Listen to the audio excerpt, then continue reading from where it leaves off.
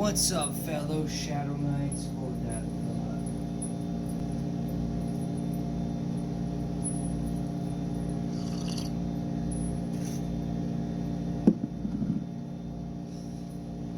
What's up, my fellow Shadow Knights? Your friendly neighborhood KC Shadow here, and well, I'm basically gonna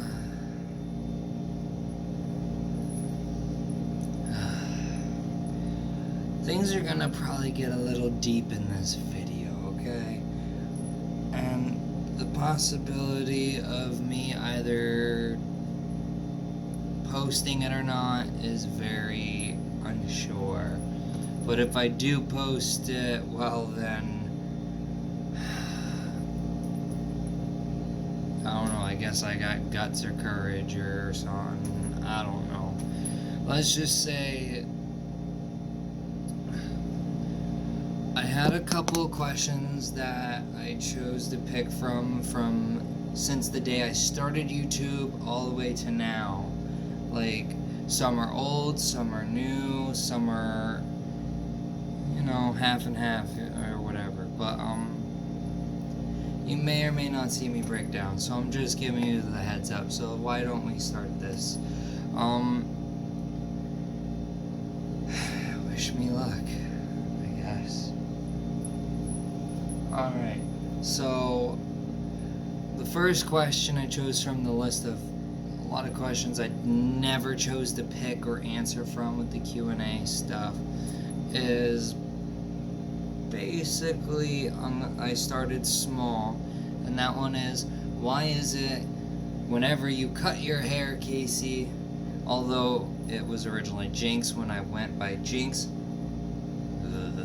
anywho, but it was, why is it when you cut your hair, you always end up bringing it back anyway? Well, to be honest, I'm very undecided with things. I never can make up my mind, and I hold my long hair to my heart and everything. I have Native American blood.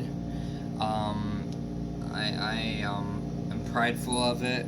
It's not like the only reason why, but it's also because I love my long hair. It means a lot, and sometimes it's just, I don't feel like I'm complete all the time without it.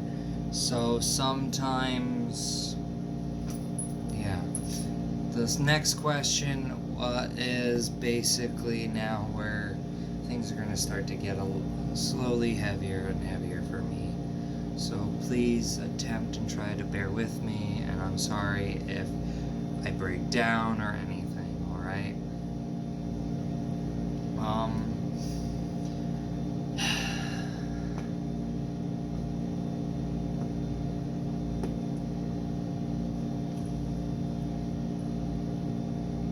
Alright, we gotta face the music eventually.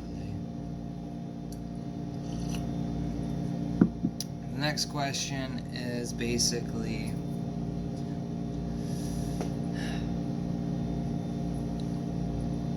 sorry, it's just very hard.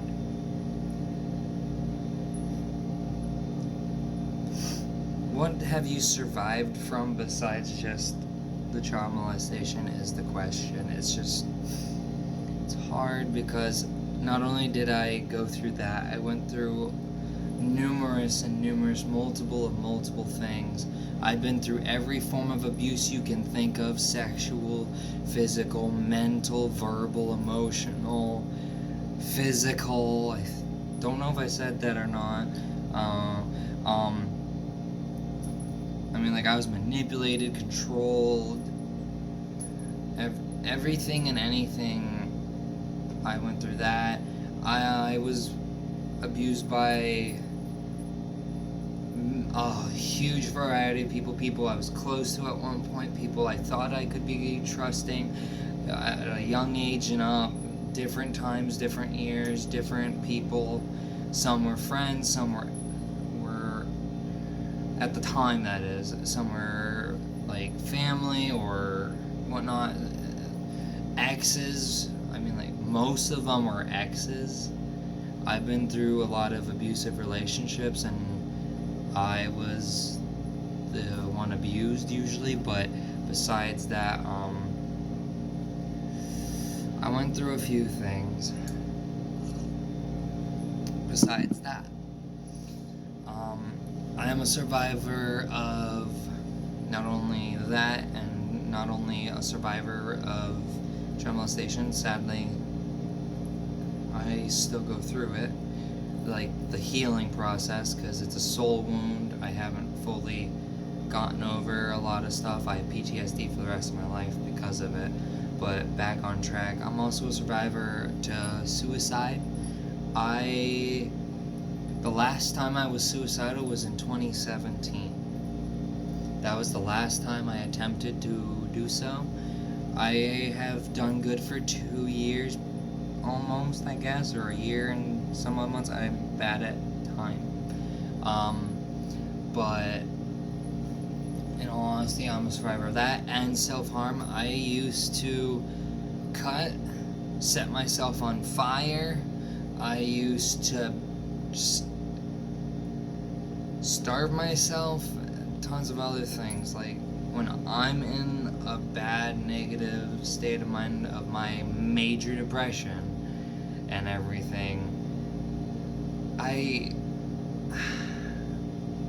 I've done a lot of fucked up things to myself, but I have learned over time. I have gotten better. I got the help I needed by choice to a degree, not 100%, but a decent amount, and whatnot. So I'm a survivor of a lot of stuff. There's more, but I don't feel comfortable bringing it up because I'm trying not to cry, and I'm slowly getting teary of it. The next question. Sorry, I have a hair in my mouth. I don't know, hair in my mouth. The next question is actually one that I just never got to answer. It's not a bad one, actually. This is probably my favorite question through the whole thing, but I'm doing it because I'm starting to get teary, and I kind of need a positive more question. So the question is, how long have you been obsessed with tea? I've been obsessed with tea for quite a long time. And I mean, quite a long time. My first thing of tea, I was little. I don't even remember how old I was when I had my first thing of tea. But I do remember I was given my first sip of tea from my mom, and I do remember it was Zimmerman's tea. So, and it was from a carton. It's probably the only iced tea besides Peace Tea and Pure Leaf that you'll ever see me drink. It is rare to see me drink cold tea that is not Peace Tea, really, or Pure Leaf. So, once in a blue moon, like, you'll see me have, like, a little bit of brisk, but that's only if a restaurant has nothing but soda, and I don't drink soda. I despise soda. I don't drink it. I haven't had soda since I was in, I think, high school or something. I don't fucking remember. I had a sip in 2017, only of a new soda because I felt peer pressured, and I decided to do it. I worked my ass off with that. The next question is, how are you still anorexic? Isn't that a temporary diagnosis, a curable? The answer is no, it is not curable. It is a permanent diagnosis because it's not only a physical, it's a mental diagnosis. It is a form of mental disability. You cannot help it. And it's not just involved with eating less and stuff. As an anorexic myself, I can guarantee you, I hate my body every day. I don't like what I see. I never feel like I'm how I want to see myself as. I never feel good enough. I battle through it every single day of my life, and I'm gonna be stuck with that until I die, and even in death.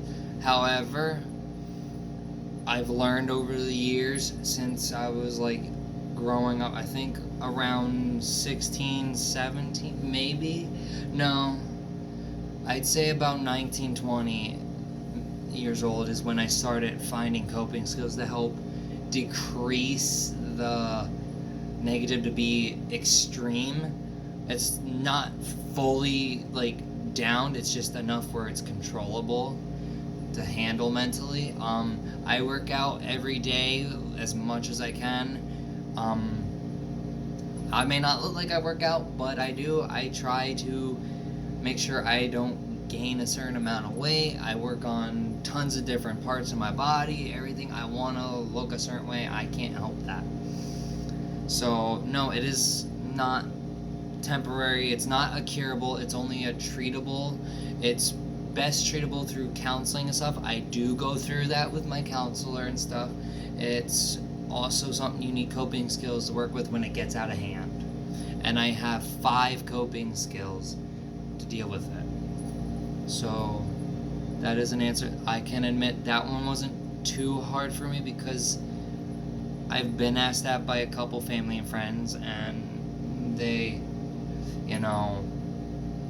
being able to tell them over time so many times, it's something I'm kind of used to answering. So thank you for not too extreme of a comment, but a question.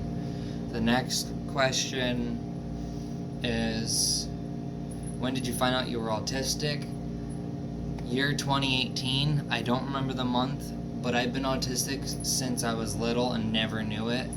And I'm still getting used to things and getting the understanding of a lot. I've actually learned that since I learned that I was since I learned in 2018 that I am autistic and have been ever since, I've realized and looked back with family members and figured that so many things that people thought was something they had to either crack down on, get negative about, or got upset with me or mean about or rude. A lot of people have apologized to me because they looked back and I've looked back with them, and we realized that I can't help that, and so much of the past makes more sense now knowing I'm autistic. So I've had a lot of people from the past, even though they're not in my life now, some people are, not all, but some people have literally just apologized after they found out. And literally, I was like, nobody knew. It's understandable. You don't need to say sorry, but I'll accept it to make you feel well. Plus, I know you're not gonna stop until I accept it. So, I'm still learning a bit. I've learned a little bit. I'm understanding, and a lot that I do, and habits and things, like the symptoms and stuff, it's hard to explain. I'm not the best at explaining things, and that's also a part of it. A lot makes sense to me more now, and I'm trying to understand it more. So I'm still studying something new about me in an aspect, but it's not new. But it's new to me, knowing that I didn't know about it, if that makes sense. I don't know. Another thing, the next question, of course, is what I mean, but another question I've been asked, which has been asked multiple times, is why do you seem more hyped and outgoing on YouTube, but in person you're completely sheltered and in a shell like a turtle or something? Well, I'm going to be honest, I'm not a turtle. If I'm in a shell, I'm a crab. Or an eel that found a way to get into a shell, because I love eels and I love octopi. Sorry, I'm stalling. But, I have extremely bad anxiety. I cannot go out and be who I am as I do at home with the videos. It's part of the autism, I've been told, and it's my anxiety. I have bad anxiety, and it sometimes affects my depression and other things as well. I have really bad anxiety.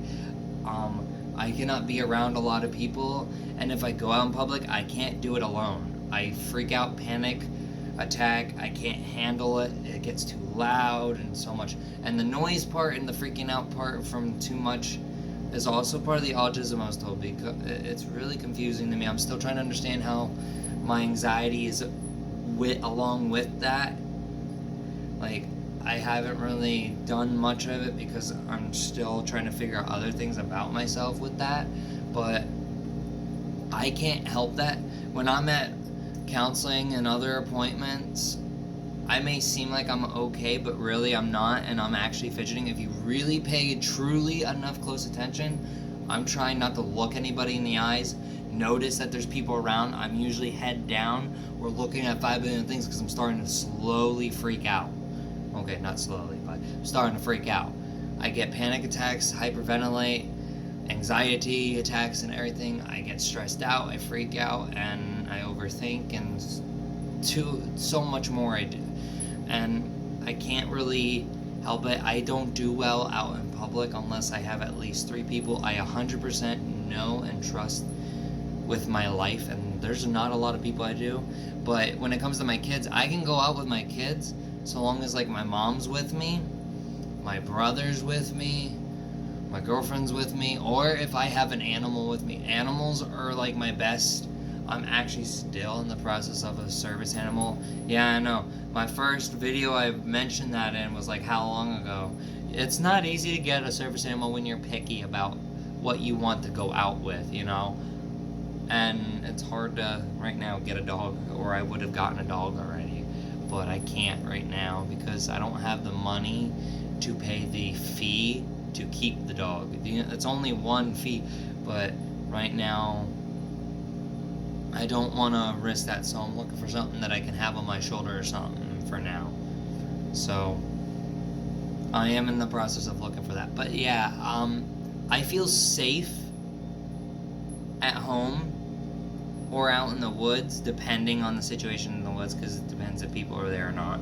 But when I'm at home, I can 100% be who I am, be myself, not be so shelled in, closed in, and curled up, or scared, or afraid, or nervous, and 10 million other things.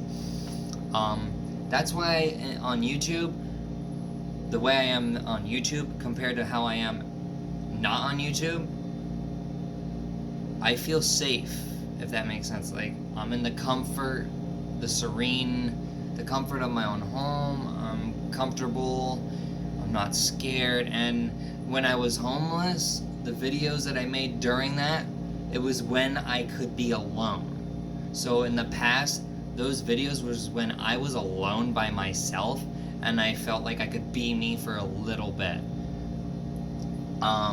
Or there was animals near me or something. But I don't do well in public.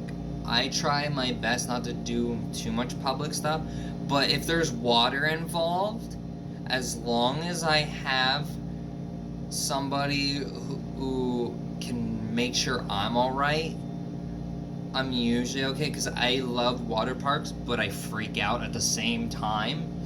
So I have to make sure when I go to like a water park, I bring at least 2 or 3 people with, and sometimes I end up helping them come with. Like, I either pay for them, or I try to sell something if I don't have the extra money to do so, or we plan a totally different day. But yeah, that answers that question. I am not as all over the place outside of closed doors, I guess would be the term. Yeah, I think so. The next question after I sip my tea.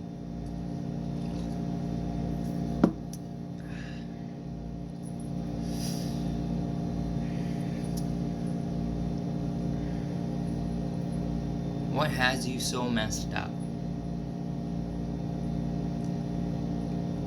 You see, that's a question that I was waiting not to say. That's why I've stalled through most of the times the best I could, but I knew I couldn't because I don't want this video to be too long.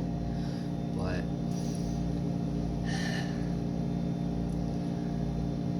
from age 5 to now, so 5 to 25, so for 20 years, I've been messed up for 20 years of my life. So I've been messed up since I was little. Not my choice, not my fault, not my cup of tea, but I kind of can't control what happens in the universe all the times, and it sucks, but I'm fucked up from being child molested and my molester getting away with it because I was too afraid to confront them in a courtroom because I knew I had to be in the same room as them, plus knowing there was too many people going to be in there at the same time. But mostly it was because of knowing they were in that same room if I were to do it. And I regret every day of my life chickening out, but I couldn't help it. And I sometimes will blame myself, sometimes I don't. And when I do blame myself, my mom always gets involved and makes sure that I keep in mind that it's not my fault. It's really hard. Because my biggest fear in life haunts me every day, knowing that there are people that sadly get away with it. And I don't want that for any of my kids. I don't want that for any of my siblings. I don't want that for anybody on this planet. Another thing that has me fucked up is my daddy issues. I'm not gonna lie. I wish he would not keep going back and forth and being somewhat distant all the time. Okay, a lot distant. But I'm not gonna force him to be in my life. So, there's that. Another thing that has fucked me up over the time is all the abuse exes have put me through. A lot of them have even lied about the abuse, tried to make me look bad or something because nobody wants to look like the bad guy when they are the bad guy.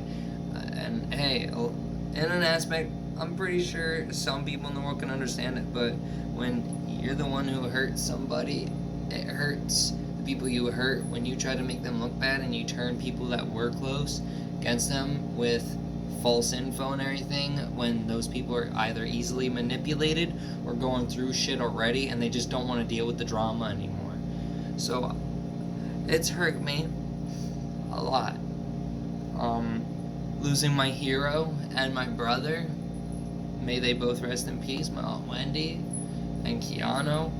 Also, another hero is my Aunt Lynn. Though she went by Chrissy to others, I respected her and she preferred Aunt Lynn, so I called her Aunt Lynn, and in return, she respected how I preferred to be considered. And she helped me understand some things about myself when it came to me not feeling myself by name and everything. So she helped with that, and it means a lot.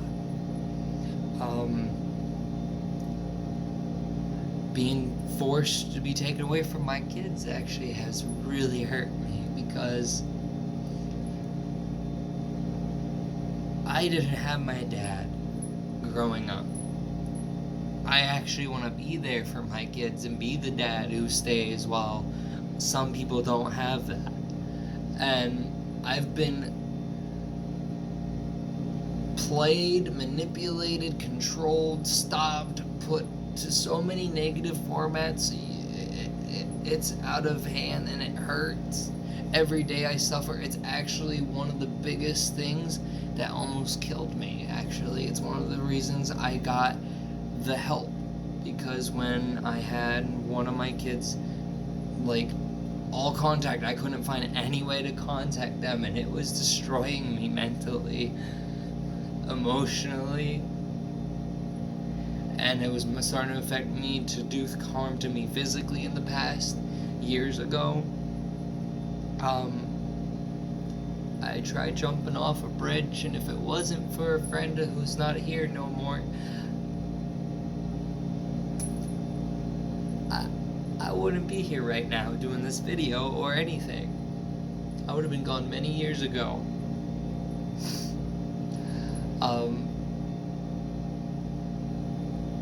I've tried committing suicide many of times because of just that one thing in particular, actually.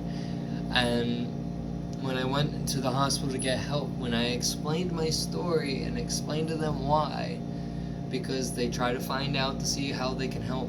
When they found out that was why, then they started having me learn about that what I was feeling was normal for a lot of fathers, because most fathers who commit suicide are fathers who are fighting to see their kids and are somewhat losing or really losing, and it's not their fault.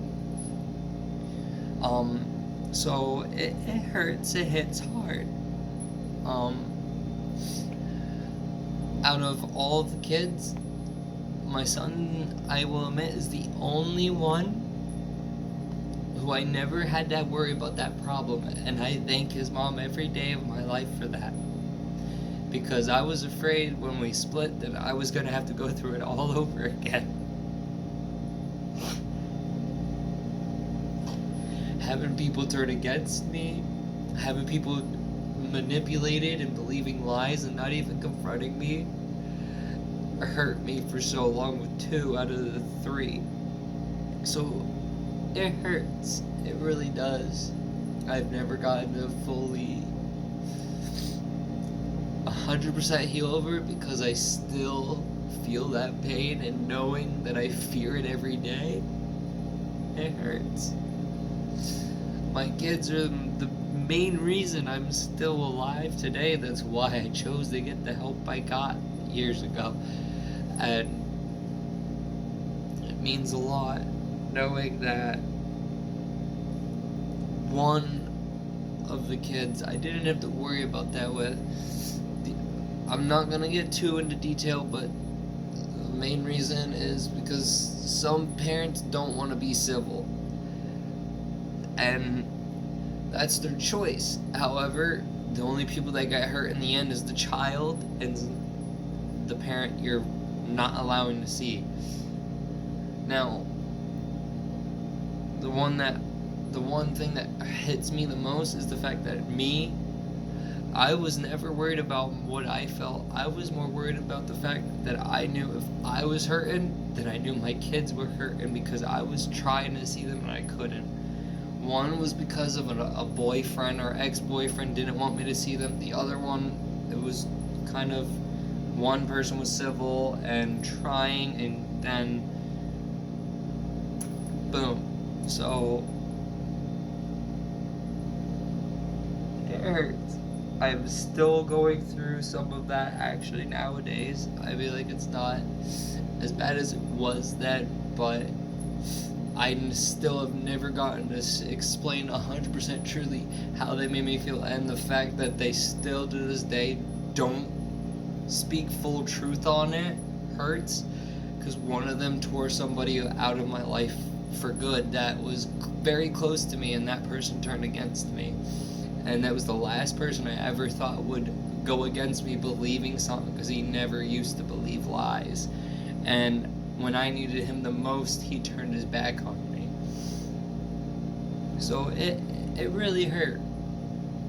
Just because of what one person says, some people do not actually act human enough to confront the source who it's about to find out if it's true or not. So it hard.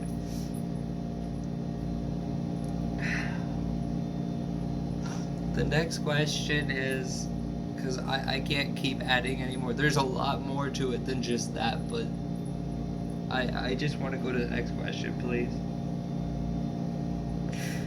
The next question is, how did you know you were pansexual? And were you scared? In all honesty, no, I wasn't scared, I was confused. And I will not lie, I hurt some people not knowing, but I didn't hurt them physically, I just hurt them emotionally and probably mentally about it. And I still to this day, every day, say sorry just out in the open. Literally, I've done it enough times. So again, if any of them happen to even see this video, that's if I even have the courage to even fucking post it. I apologize, and I'm sorry I didn't know at all. I was scared, and in all honesty, I'm too introverted and it was bad times and everything, and I was way too insecure about myself, and I'm sorry if anyone ever got hurt, and to anyone who did get hurt, and I hope you all are doing well. No one's ever perfect, nothing's ever 100% until you learn from it, and I did. I ended up deciding to get my mom involved to understand myself, actually. In fact, ever since I found out, an ex of mine helped me understand that I was using the wrong term for my sexuality for a long time. I thought it was just bi, when they helped me understand that I'm pansexual by how I described my sexuality, they said that's 100% a pansexual. I think you misinterpret the word. I think is the words they use. I don't know exactly, but they helped me realize I'm not bi, but I'm pansexual, and it really helped me. And then I started doing research, asking for guidance and help from a lot. Usually it was my mom. But once I found out and figured out, I was happy as could be. I knew more about myself. I was proud, and it made my world. So I am a truly